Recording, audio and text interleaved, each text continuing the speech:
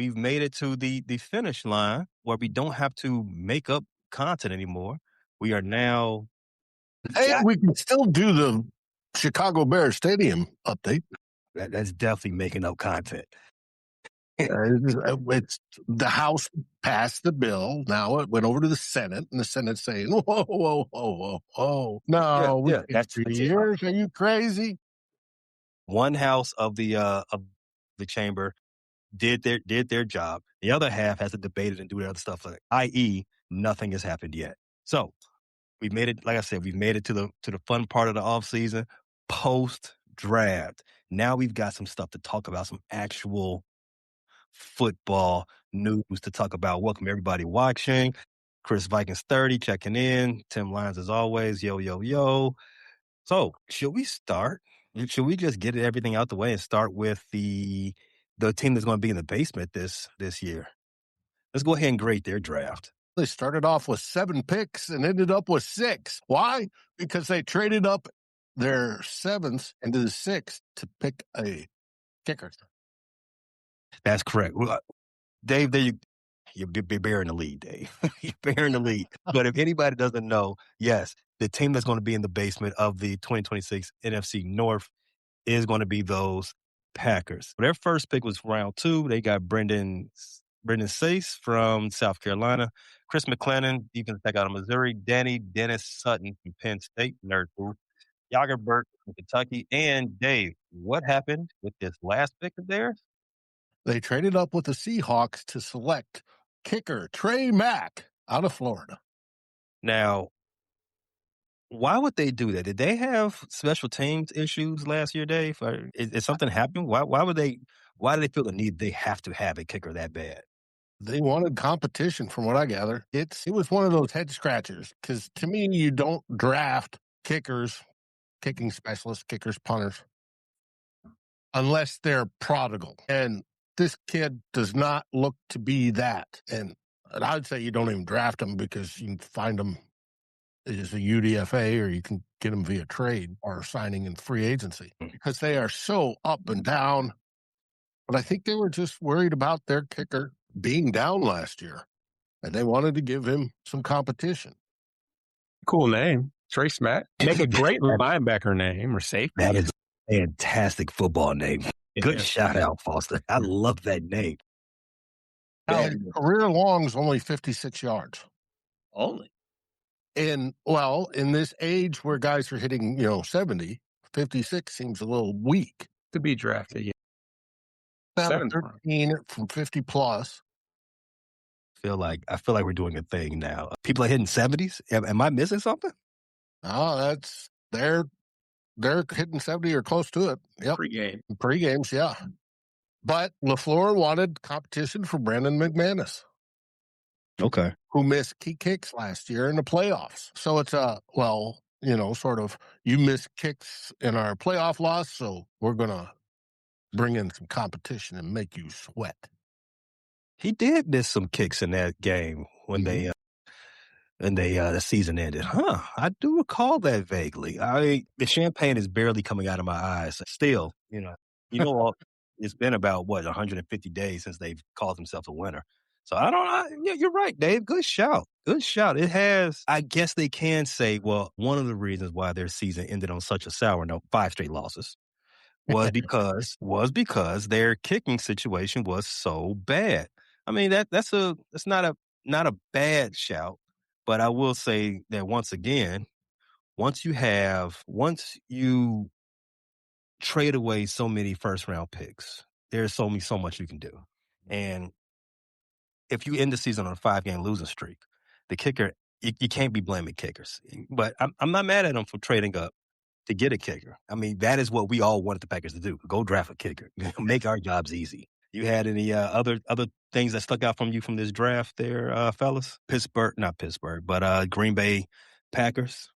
Oh, they got I'll go ahead, Foster. I was just going to say Jaegermeister. Yeah, I like Jaeger as a good name for a center. And, outside of that, I mean, I think we went into the draft knowing that they had needs at cornerback and the defensive line. So I mean, they did the best with what they had going on. There weren't any fireworks. They didn't have any first round picks, so it's kind of tough to destroy the draft when you don't even have a first round pick. So yeah, What you had, Dave? No, I was going to say the same thing. You have Jägermeister, as I call him, Meister as a nickname, Burton, center guard replacement. Hmm. And let's see how he develops. He's a fifth round pick. yeah. You're talking about a developmental lineman when you get that low. And then they got edge Danny Dennis Sutton. That's a sweet name for an edge. We'll see how that goes. He was a fourth rounder. Didn't get anybody to really push for who's going to start straight away. Chris Oh, McClellan, I don't think they drafted any day one starters. Right. That was my takeaway. Brandon, maybe Maybe the Seafood. cornerback from South Carolina. That's the only one. It's up in the air for him. But I do like their picks as far as depth is concerned. I love the kicker, as we already talked about. Jaeger. Now, I'm not gonna blow any smoke up no one's kilt. I'm not grinding tape on Saturdays. You know what I'm saying? I'm not watching all these games. I don't know a good 75% of these players, never heard of them until it was time to actually do some homework on this stuff. But Jaeger Burton, everything that I've read, everything I've seen on him, I agree, Dave Foster, developmental guy. I love his name, but for a team that actually has, I would say, the most cohesive offensive line, as in the Green Bay Packers, he's going to be one of those guys who just come in and just give a guy a spell, give a guy a blow every now and then. It might put some pressure on somebody that's trying to ask for too much money. We've seen that in the past from the Packers. When somebody's asking for too much money along that line, hey, see you later. We got somebody right now for you can take your spot. So I see the game they're playing. So how do you play on their part from them? As far as anybody else, DDS, like you said, Dave, Danny Dennis Sutton from Penn State, nerd school. I think he might actually be the one that makes an impact rookie year, not as a starter. I think he'll make some flash plays from time to time because that's what he did mostly at PSU. I think just a natural ability coming from him, especially coming off that edge, where you do see a lot of rotations going in. I think he'll be the one that might pop off the screen for most part. Let's move on to the Detroit Lions. So you guys had the first pick rather of the NFC North. So Foster, tell us about how that went. Run us down everything that happened for the Detroit Lions draft. So I think it was a solid draft. I think we covered a lot of bases. I don't think we had too many home run picks, but a couple interesting and eye-opening selections. First one being Blake Moore, who it was we saw we saw Proctor go off the board very early, number 12 to the Dolphins. They're actually going to move him to guard, which is interesting in itself. But we know the Lions were heavily interested in him. So that left us with having to go in a little bit of a different direction. Now, Blake Moore is somebody that there was the guy from Arizona State that was out there. And there was also Freeland. Freeling was also out there. But we chose to go with Miller, who was a lot more experience. He had 54 starts at Clemson. I think he's more of a plug and play guy, high floor guy. He played right tackle, so that means that Sewell will likely move over to left. And his forte is pass protection, which was important for us because we were the second worst in pass block win rate. So he's a guy that can come in and play immediately and make an impact. The next one was the one of two University of Michigan draft picks. We finally got our edge, and Derek Moore is a guy that Brad Holmes said that he feels that he can set the edge. He can play inside, outside. He can spell his former Michigan comrade, Aiden Hutchinson. And, he, didn't really have a lot of impactful seasons up until this past season when he led the team with 10 sacks. And he showed up in those big games, the Ohio State game, and a lot of those interdivisional games. He stepped up, interconference games. He stepped up and made a big impact. But it sounds like Brad Holmes has had his eyes on him for the last couple years, and he stepped up and and impressed enough for us to trade up for him, in fact, because we traded away our other fourth round pick. So next was Jimmy Rolder, which was another Michigan guy. Now, this guy was projected to go a little bit later on, but he was a top 30. He did have a top 30 meeting with us. So obviously he showed us something. Now he doesn't have as much experience. He didn't start until this past year, but he did lead Michigan in tackles this past year with 70, and has championship experience. Him and Derek Moore both do. You brought up Rolder last week. You said what? You brought up Rolder. You guys both brought up Rolder last week. Did I? Yeah, I was interested in Mr. Roder from Michigan as a sneaky valuable pick. Yeah, so when I seen his name come off the board, and sidebar, call me Pay Vrabel. I was not around for round 3. I mean, for day 3 of the draft, I was outside. But when I did see the name go across the phone for Roder to the Detroit Lions, I'm like, there they go. There go Brad Holmes watching our show again, stealing off my notes. Yeah, yeah, Dave, good shout. What else you got, Foster? Yeah. So, he's likely to be the predecessor to Alex Anzalone down the road as a weak side linebacker. There were definitely was questions about his speed, but Brad Holmes really liked his anticipation and his instincts at linebacker. Keith Abney, probably one of my more favorite picks, gives us versatility on the inside and outside as far as the cornerback position. Very physical guy. He started for Arizona State for 2 years and had like 20 pass breakups. Another interesting one was our 5th round pick, Kendrick Law, who's an explosive wide receiver. So he joins the group with St. Brown and Tesla, and he's got some special team abilities, which Brad Holmes is really excited about. So they kind of threw out the name as like a Khalif Raymond replacement because he can't. Yeah, that's Chuckle Beer. Yeah, he is now. So yeah, he was a former transfer from Alabama, and a lot of yak yards to speak on. Not a lot of touchdowns. I think he had like 2 touchdowns, but about 500 yards, and a vast majority of them were after the catch. And then the last 2 picks were defensive linemen, Skylar Gill Howard, who finished at Texas Tech, but he kind of bounced around. He started at Northern Iowa and walked on at Northern Illinois. He started as a linebacker, put on some weight, became a defensive tackle. And then part of the reason why his stock dropped so low is because he missed the whole second half of the season with an ankle injury. But he did have a pick 6 at the defensive tackle position, so that was pretty impressive. And then the final guy was Tyree West out of Tennessee. This is a guy that I brought up a couple different times as far as the top 30 workout or the top 30 meeting that we held. He didn't get a lot of playing time at Tennessee. He was kind of more of a rotational guy, but he is an edge rusher that impressed at the Senior Bowl. So I think that's where he really jumped out to us, was at the Senior Bowl. Give me your favorite draft pick and somebody who you think the Detroit Lions snuck up on. Who you think there's the steal of the draft was for the Detroit Lions, as well as your favorite.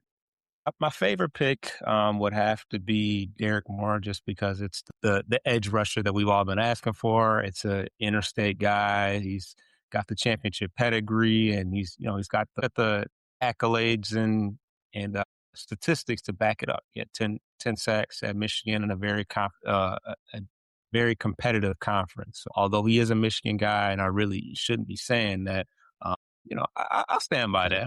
Hopefully he makes me look good. As far as the sneaky pick, I would say is Keith Abney. Around that time, I was saying that, it's time to draft another cornerback. It was, later on in the draft. Obviously, nobody that we need to start right away, but you can never have enough of those guys. And with the question marks of Terrion Arnold and Ennis Rekistraw, who has yet to play more than a couple snaps with us because he's had all these lingering injuries.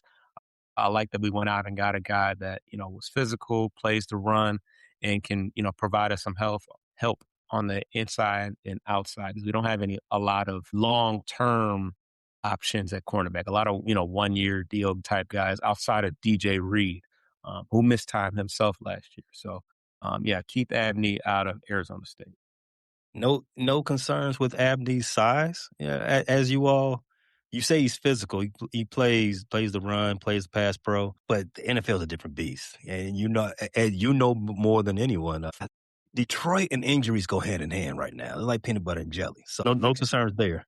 He's 6'1", 190. I mean, we had our nickelback last year was Amik Robertson, and he was 5'9", 185. So, and I will say that there are some varying, because I feel like when we were covering it, there were some varying heights, everywhere from 5'10" to 6 foot. So for all we know, he is 5'9".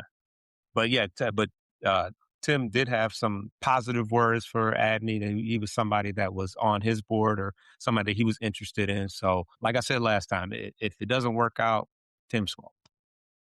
Dave, what'd you think about the Detroit Lions draft? So you thought it was pretty good, and it mirrored their head coach's philosophy. They went aggressive. They went for players that are aggressive. And that's a good thing for the team, I believe. I actually liked their draft. It was pretty good. Better than Green Bay's. Well, it was definitely a couple guys that I feel like some would say we reached for. Like, I mean, we traded up for Derek Moore. I feel like people thought that he might have been available as is. And then Rolder, you like Rolder, and I will say, I think they said that Mel Kiper was pretty high on him, but I saw projections anywhere from 3rd to the 7th round from Rolder. So to go out that was our lone fourth round pick, because we traded one away. Players you want, whether the consensus board says it's right or not, because the consensus board is just a bunch of some educated people and some yahoos that put together boards, and they get way too much into copy and pasting stuff. And so when somebody drops down the consensus board, and then a team takes them, they think, oh my, what a reach. But it's how does that team value that player they picked? You guys obviously went up to grab one. Yeah. We stayed and grabbed one and caused all sorts of, oh my God, people losing their minds over how could the team blow that? You could have had him in the 2nd round. And who I'm referring to is our number 1 draft pick, Caleb Banks. Segue. I like how you did that, Dave. Yes, Caleb Banks, defensive tackle out of Florida. People are crying that, oh, you could have had him in the 2nd round. Well, it turns out there were 2 teams that were interested in picking him in the 20s. One of them's GM was sort of crying about it at a press conference. That one of them happens to be Ryan Poles and the Chicago Bears. And as soon as we took him, I felt Pay cry a little bit over that one. And of course, Pay will tell you who they picked instead. It was the same person that got copied and pasted for Minnesota for months. But we got the big guy, 6'6", 327 pounds.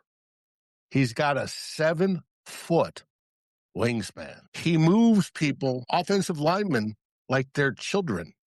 Anywho, grab on. And his only issues is his bends gets a little bit too high and gets stood up sometimes.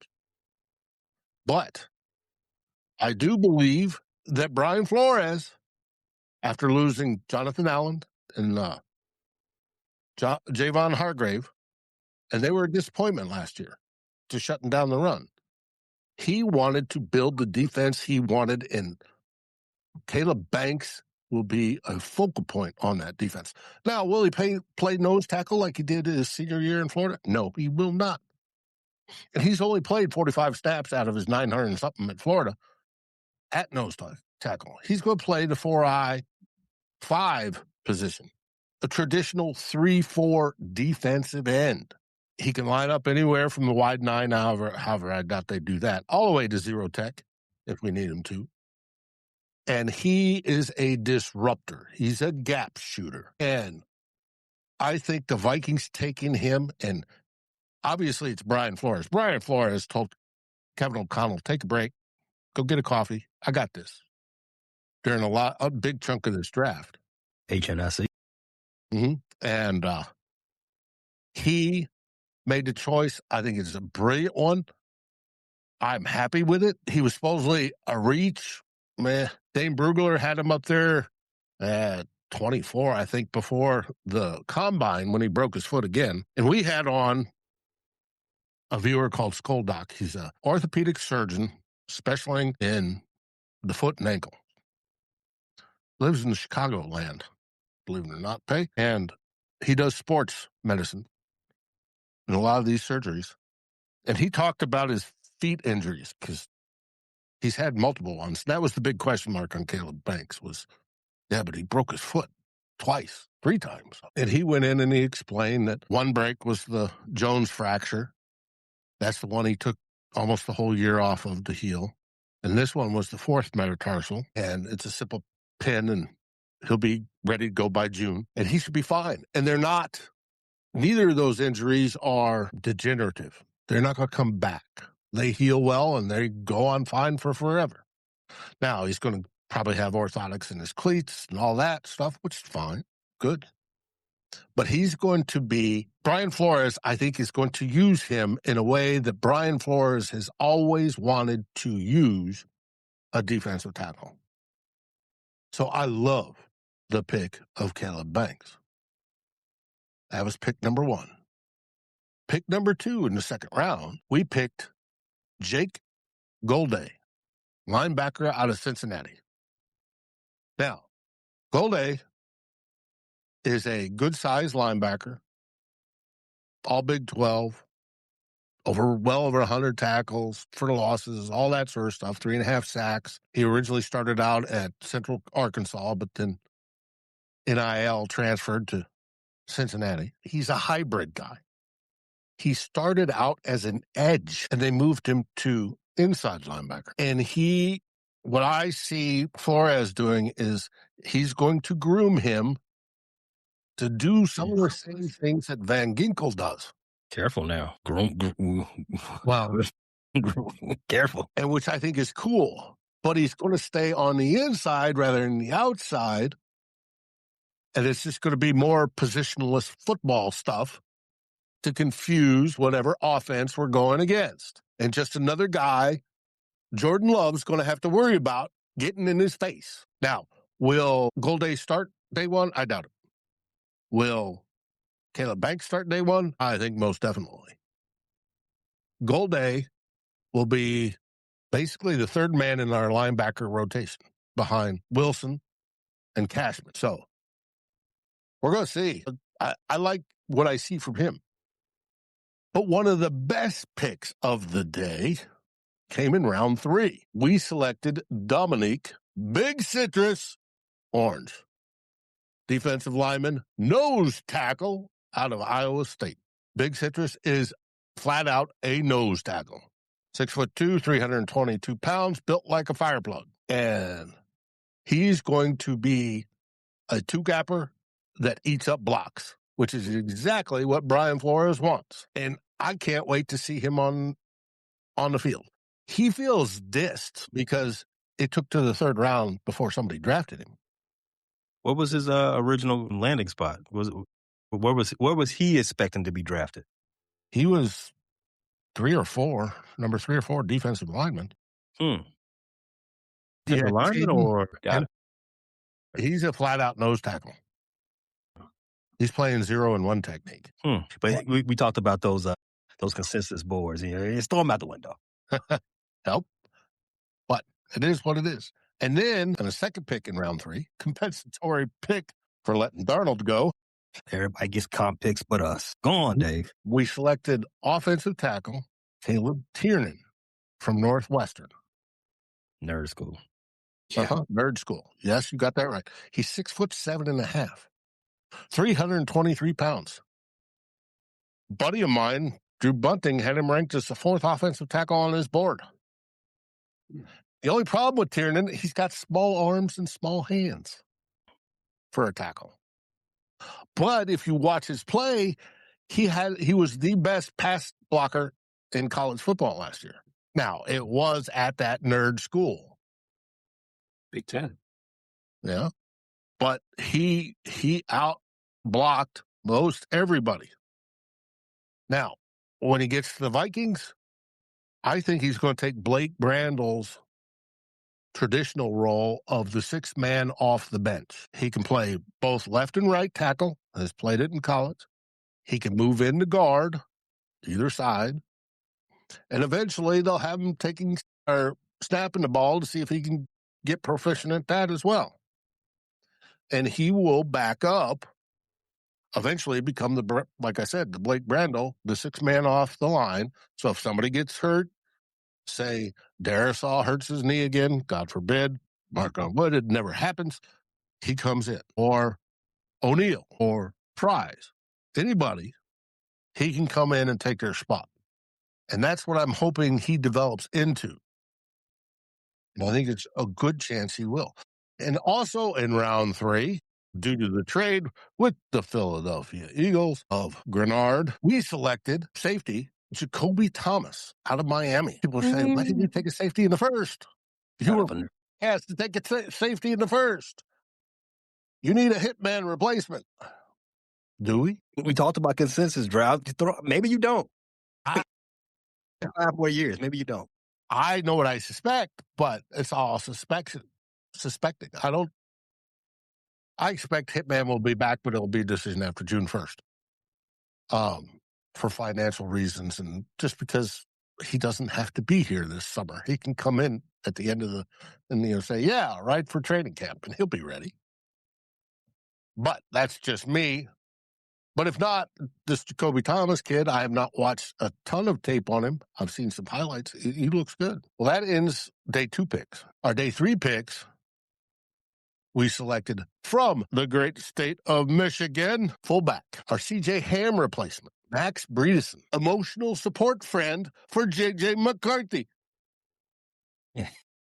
Now, and J.J. was at his house when he got called and selected, which was odd, but okay. Now, they're calling him a tight end. He's going to be an H-back. He's going to be like Jimmy Kleinsasser, my favorite player of the Vikings, was. Now, is he as big as Jimmy? No, not quite. But he's not a small man. He runs, I think he's 235, something like that. He's built stout, and he loves to block. Absolutely loves to block. JJ was at his house when he got drafted? Yes. Hey, put some respect on 9. They are friends. So I can't wait. Will he start day 1?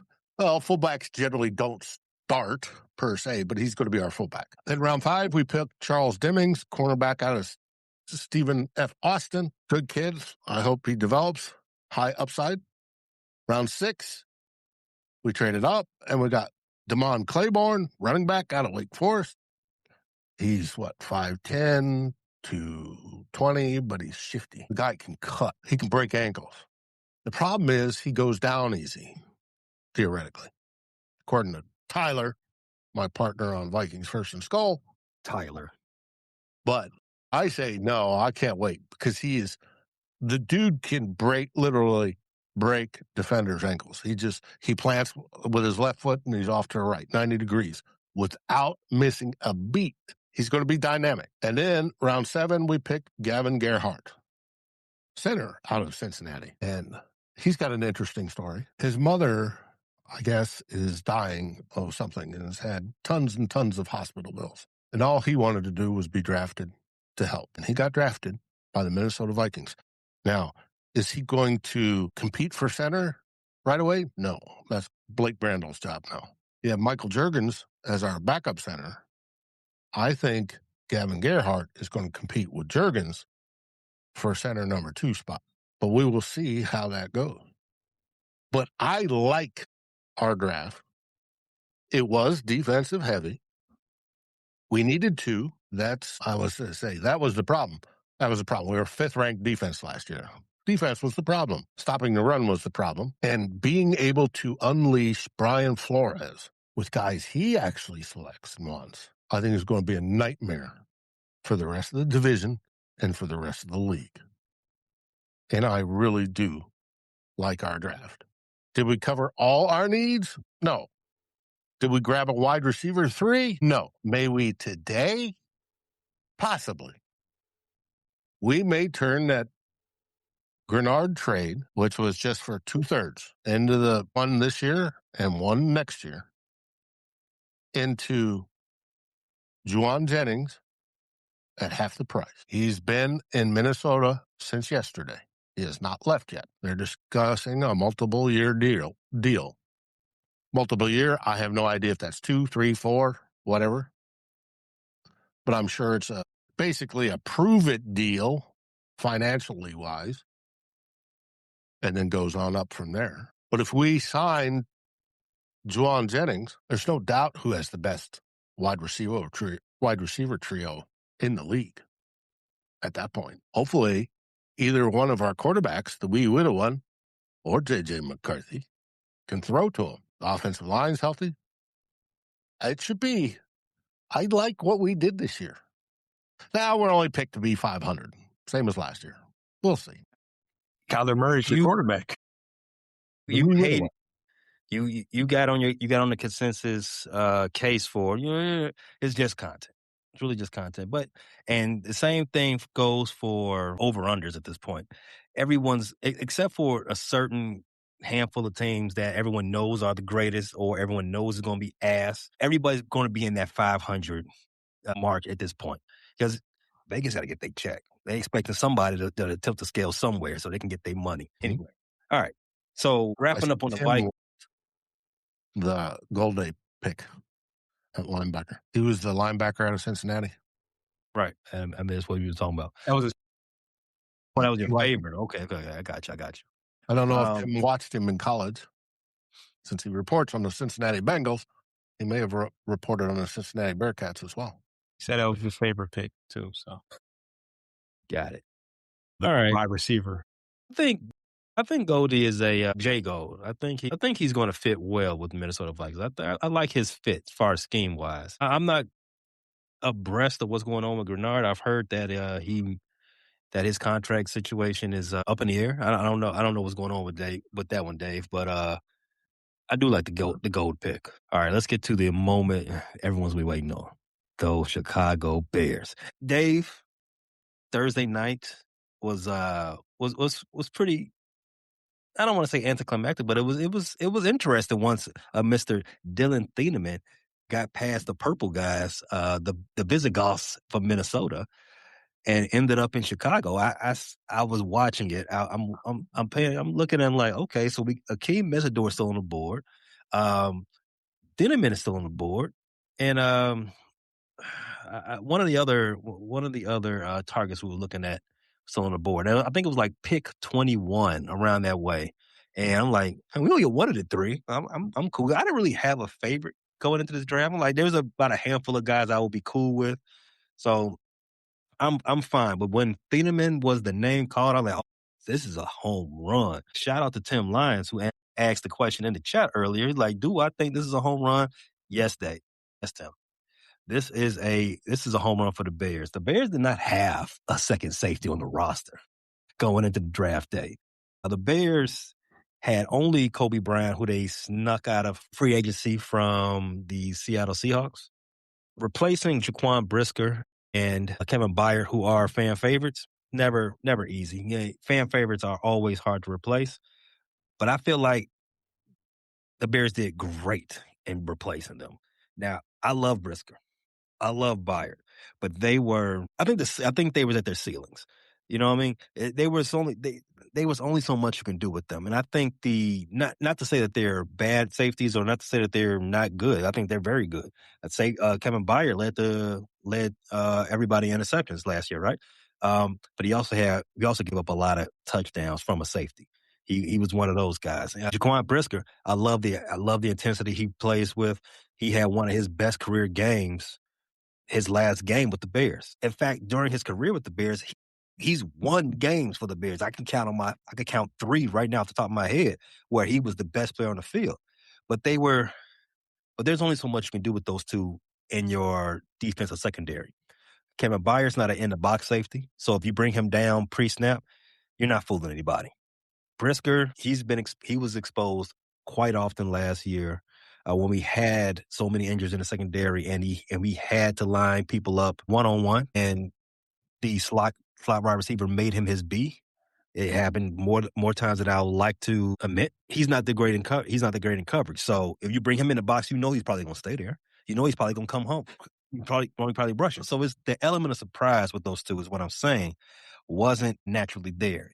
If you pay attention to the film, and I know all the guys in the NFL do, they grind tape.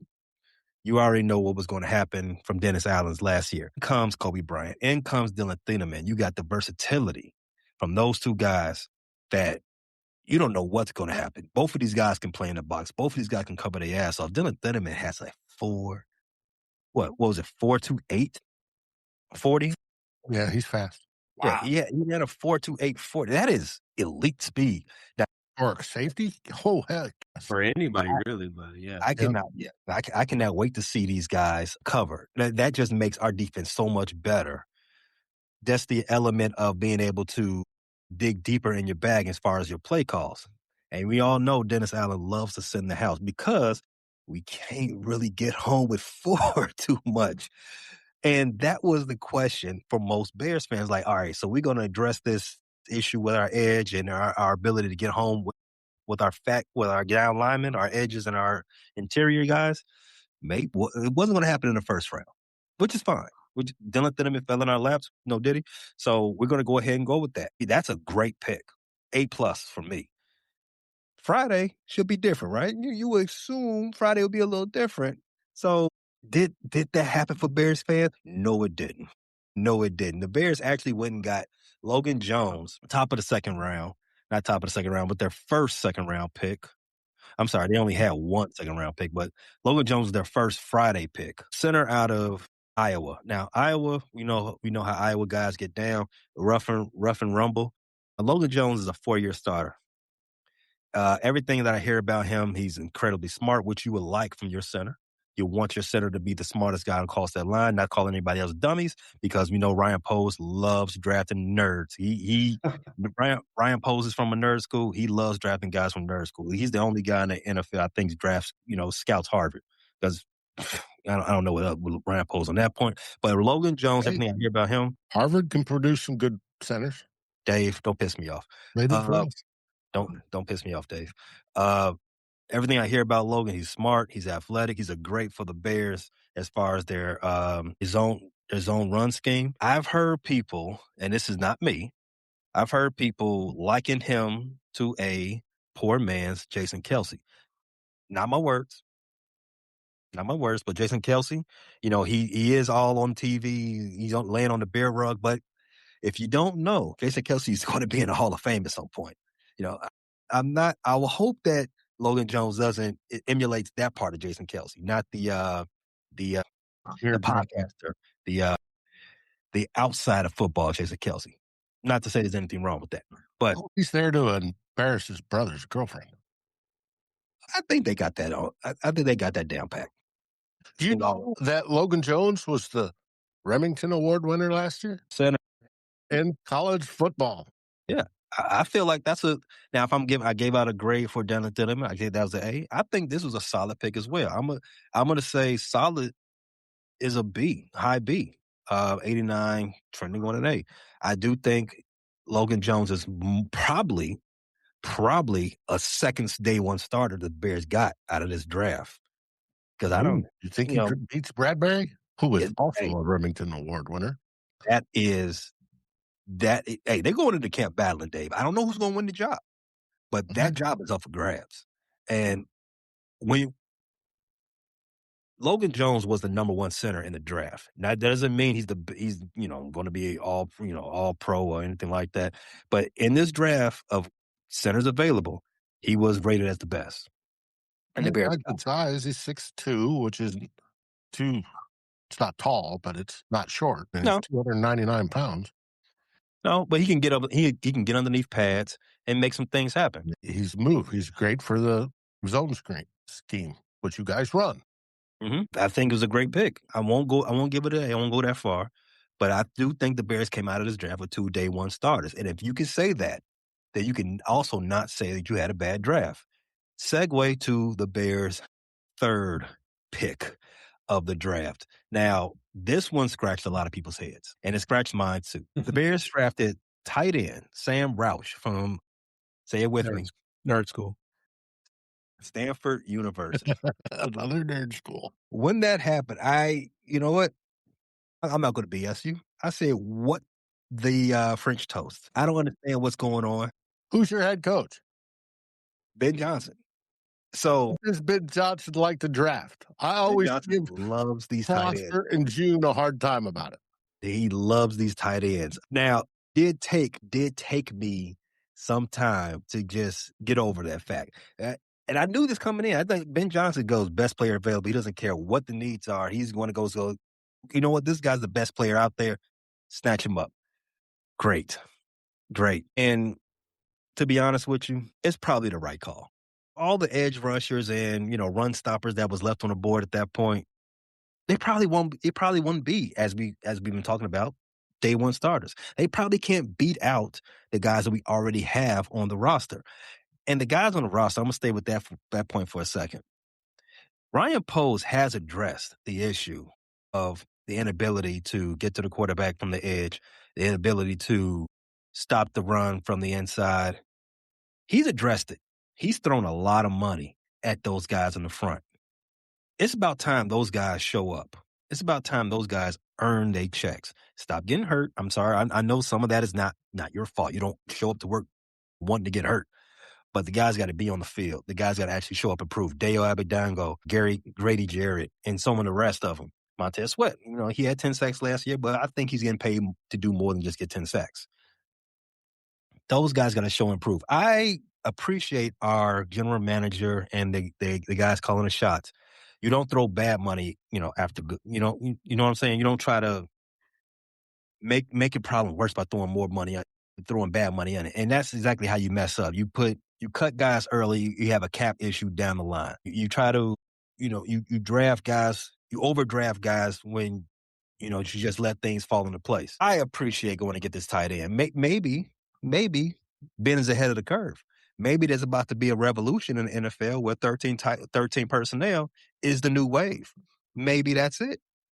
Now the Bears are not the LA Rams. They didn't run 13 the most in the league last year, but the Bears were top 5 in that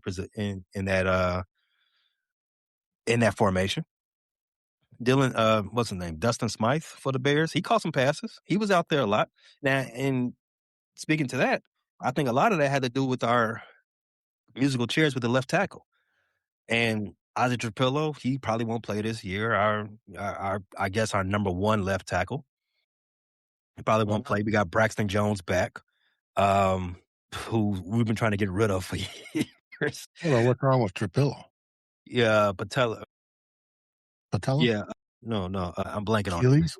No. It's his knee, but I'm blanking on the exact issue. I want to say Patella for some reason, but in any case, he's not playing this year. It's a wrap for him. So we might be having to stack up guys over on the left side. So this is a perfect draft. Let me take that back. I'm not gonna say perfect, but I understand. For most of the people that are mad at the Bears or a little confused at why they didn't address an actual need, they actually did. We needed centers, we needed a safety, and we needed guys to help out on the left side of that offensive formation. And we need more guys who can catch passes. That's the one thing I have against Sam Roush. You all talked about short arms, right? I think both of you all talked about short arm guys you drafted. Sam Roush has very short arms. For somebody his size, he's 6'6", I believe. And he has arms that a 6'1" person will have, is what I've heard. That's why if you look at his tape, he has a lot of drops, short arms. So, but he can block. He's a willing blocker. He's going to earn his check this year. He is going to be on the field. So if you can draft your first 3 draft picks, if you draft guys who are going to be on the field the first year, like the Bears did last year with a tremendous draft, I got no qualms. I have nothing to say about that. I think the Bears did an excellent job. Just to shore up the rest of this draft real fast before we get to our break, the Bears did come out of After Sam Roush, they did draft wide receiver Xavier Thomas from LSU. They drafted another corner out of Texas, Malik Muhammad. Round 5, they got Keyshawn Elliott, linebacker from Arizona State, go Sun Devils. And to end the draft, they got the South African rugby player himself, Jordan Vanderberg from GT. Say it with me. Nerd school. Oh, yeah. A big nerd school. They right down the block. Yeah. They right down the block. Big nerds. As far as this draft, I'm gonna take the easy route. My favorite pick, and the pick that I think that we stole, was on Thursday. Dylan Thieneman had no business at 25. I am ecstatic with that pick. My favorite, and I think it's the one that they stole. We didn't select him. You didn't want him because you want Hitman back. That's all it is. That's all it is. No, but a lot of these drafts were considered fit drafts. Mm-hmm. One of the reasons people quote, they reached, well, they're drafting for fit. And I didn't think Thieneman was the fit. Do I think Caleb Banks is going to be the fit? Yes. I think Banks has a great fit for but you're right. I think with a draft like this where you don't have all those blue chippers, I think the actual number of guys that actually have first round grades stopped around pick 9. So I think everyone at that point, got to feel content, got to get those clicks up, right? They started just plugging people into where they fit best at. This team has a need, Dave. You're replacing a legend in Hunt and Harrison. So go ahead and put those replace him with Dylan Thieneman, who's second best safety on the board. So makes sense to me. We're gonna go ahead and take a break real fast. If you're watching live, you know what to do. If you're not watching live, you check it on the audio. Our ad partners have a word for you. Need a Garrett's popcorn break. Now the fun time. False. Who do you think had the best draft in the NFC North? Good question. Think about it for a second. I think this is an easier one. Who do you think had the worst? The Packers for sure had the worst. No first round picks. I don't think they have any immediate starters. I think they got some decent rotational players. I agree with you. Number 4 easily. Best? While I filibuster a second so you can think about it for a second, I'm calling the Bears. Oh. I'm going the Bears. Not much of a surprise, but I'm going to say it anyway. I think the Bears got 2 immediate starters because I do foresee Logan getting that job out of Garrett Bradbury. And I can see some other things shaking out where Sam Roush is on the field a lot and Mr. Muhammad out of Texas being on the field a lot because Tyreek Stevenson, he's going to be in the battle for the number 2 cornerback's job as well. So after they get Muhammad into the weight room, put some weight on him, he might be a starter. And the Bears might mess around and have 4 new starters out of this draft. It can happen. Starter at corner, Muhammad, you talking about? Yeah, he could. He could mess around and have it. That's right, Tim. That's right. Tim Lyons with the comment. Bias. He put that in all capitals. You are correct. You are very much correct. You also asking his commit on the trade block. I doubt it. That's what I was going to ask you. Is he still there? But yeah, I mean, there's been some rumors that Cole Kmet might be on a trade block, but I don't think they replace him with Sam Roush. Not to that point. I think Sam Roush, the immediate future for him is a blocker. Yeah, I mean, hey, go ahead, False. Well, I was going to say, I mean, you definitely the more you talked about your draft picks, the better they did sound. I was obviously familiar with Thieneman. I think you guys hit a home run with that. I had to be more versed on the center you got to be, more impressed with your draft. But obviously, I've done the most extensive research about my own, so I'm partial. As far as Dave's draft, I was definitely familiar with Banks. But yeah, I think when you talk about how many starters did you leave with, I think we definitely left with at least 2 starters of our own. Blake Miller for sure, and then I think Derek Moore will definitely be in the mix at that opposite edge position. But yeah, overall, I'm not going to act like we got an A+ draft, but I think that we covered a lot of bases and got the guys that we wanted. So I think it's up for debate, but I think that the Lions draft was very, very solid from top to bottom. All right, so it sounds like he went around the block just to say the Lions had the best draft in the division. Dave, I didn't hear that. That's what I heard.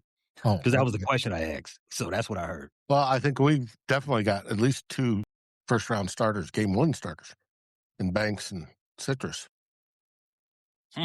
Citrus, huh? Okay. All Yeah. right. The defensive line is gonna go from left to right, Dallas Turner, Caleb Banks, Big Citrus, Jalen Redmond, and Van Ginkel. So it sounds like you're saying you think the Vikings came away the best draft in his division. I don't know about the best, but we had a decent one. Who had the best? Definitely isn't the Packers. I'm not going to concede it to you either. Yours was strange as well. Well, You got, yeah, you know who our coach is. yeah, I know. It's just it. I do like Thieneman for you, by the way, even though I didn't want him. There's some of yours was like when he got Logan Jones, who I think is going to be a good center, but you had just signed Garrett Bradbury. That makes no difference. They're close. Hopefully, Jones will be better than Bradbury because Bradbury for us ended up being a disappointment. The tight end, when you're talking Sam Roush, tight ends take time to develop, 3 or 4 or 5 years to develop. Don't need to develop, learn how to block. That's what he's going to do. Go out there and block some. And that's why the old saying, you draft a tight end for their next team, unless you get the weird prodigal son, like we were hoping for. Colson Loveland? No, the kid from Oregon. Oh, Sadiq. Sadiq, but he was taken ahead of us, and we were supposedly interested in Sadiq. But he was taken ahead of us. Overall, Ben Johnson has developed 2 pretty good ones, though. Well, I don't know how much he was around for Hawkinson, but Laporta for sure. And Loveland. Yeah, I'll give you that. While you guys drafting your tight end pay, he's going to pull a Hawkinson, and he's going to trade away one of your tight ends for a few more picks. Could happen. Don't think it's going to happen Sure. this soon, but possibly. When you get to, hey, the 2027 draft is so good. Hey, we got anything to trade? Yeah, let's trade a tight end. Yeah. That's what I want to hear. Later, though. Later. Yeah, for 2027. Right. So for 2026, as of right now, rapid reaction. The best draft in the division was The Vikings. all right. That's what I want. That's what I wanted to hear. And you know, we can do an hour where we disagree. You take your side, Paul takes his, I take mine. That's fine. But we all agree Packers in the last. Yes, without a doubt. United on When that. you go in with 7 picks, one of them is not even a first rounder, and you trade up one of those picks to get a kicker. Something's wrong. LaFleur's on a short leash. Everybody talks about that 27 draft, and they don't even have a first round pick in that draft. Things you love to hear. Foster, you can catch Foster. Yeah, I know. You can catch Dave on X at Vikings First and Skull. Dave, where can they catch you on YouTube and elsewhere? Vikings First and Skull.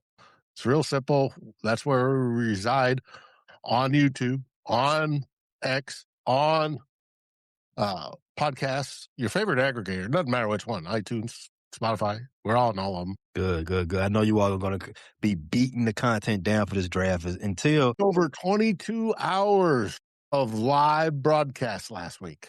Yeah, I caught some of it. It's good stuff.